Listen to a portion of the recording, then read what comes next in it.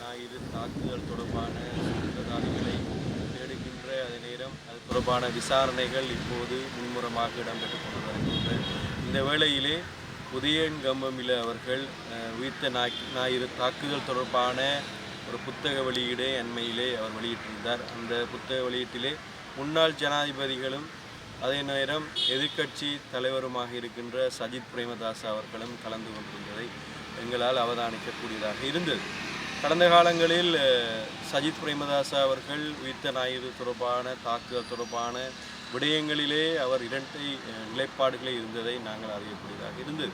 அப்போ இந்த காலகட்டத்திலே இந்த ஜனாதிபதிகளுடன் இணைந்து இந்த புத்தக வெளியீட்டிலே அவர் கலந்து கொண்டிருந்த விடயம் இப்போது மக்கள் மத்தியிலே ஒரு விமர்சனமாக முன்வைக்கப்பட்டு கொண்டு வருகின்றது. அதனை போன்று அவை இந்த சஜித் பிரேமதாச அல்லது இந்த எதிர்க்கட்சி தலைவரை நாங்கள் எடுத்துக்கொண்டுவோமாக இருந்தால் இவரது இந்த செயற்பாடுகள் இப்போது மக்கள் மத்தியிலேயும் தங்களது கட்சிக்குள்ளேயும் ஒரு விமர்சனத்தை உண்டு பண்ணி கொண்டிருக்கின்றது.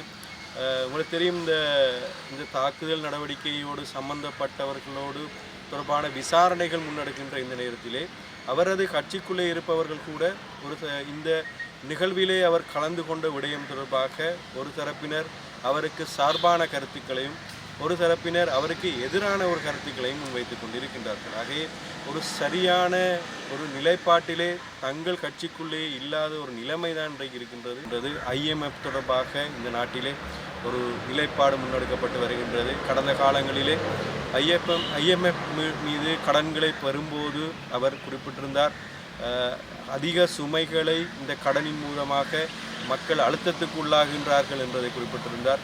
அதன் பின்னர் IMF-இடமிருந்து அவர்கள் கடனினை பெற்றுக்கொண்டதன் பின்னர் இந்த காலகட்டத்தில் நாங்கள் கட்டங்கட்டமாக அவர்கள் நிதிகளை விடுவித்து கொண்டிருக்கின்றார்கள்.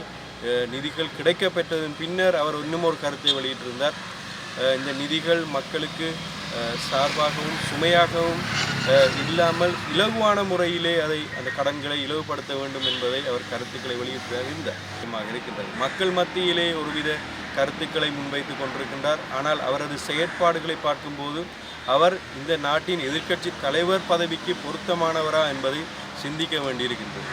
இன்று அரசாங்கம் சரியான பாதையில் முன்னெடுத்து கொண்டு வருகின்ற இந்த நேரத்திலே இருக்கின்ற குறைபாடுகளை எதிர்க்கட்சியினர் விமர்சனம் செய்யலாம். ஆனால் இன்று இங்கே இருக்கின்ற எதிர்க்கட்சியினர் மக்களை சிந்திக்கின்ற ஒரு எதிர்க்கட்சியாக இல்லை. தங்களது சுயலாபங்களையும் தங்களது எதிர்கால ஆசைகளை நிறைவேற்றிக் கொள்வதற்காக முற்படுகின்ற ஒரு எதிர்க்கட்சியாகத்தான் இப்போதும் இருந்து கொண்டிருக்கின்றார். இந்த காலகட்டத்திலும் சரி, கடந்த காலங்களிலும் சரி, இந்த நாட்டு மக்கள் எப்போதுமே எதிர்வரும் காலங்களிலும் கூட தேசிய மக்கள் சக்தி அரசாங்கத்தின் மீது அவர்கள் நம்பிக்கை வைத்துக் கொண்டிருக்கின்றார்கள்.